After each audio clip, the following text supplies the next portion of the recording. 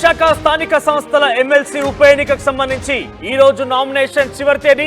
అయితే ఇప్పటికే వైసీపీ బొత్స సత్యనారాయణ అభ్యర్థిగా ప్రకటించింది. అయితే పూర్తిగా ఓటర్ల సంఖ్య 838గా ఉంటే దాంట్లో అత్యధికంగా తమ వైపే ఉన్నారంటూ వైసీపీ ధీమా వ్యక్తం చేస్తోంది. బొత్స సత్యనారాయణ గెలుపు ఖాయంగానే వారంతా కూడా భావిస్తున్నారు. అయితే ఈ నేపథ్యంలో ఒక బిగ్ బ్రేకింగ్ తెలుస్తోంది.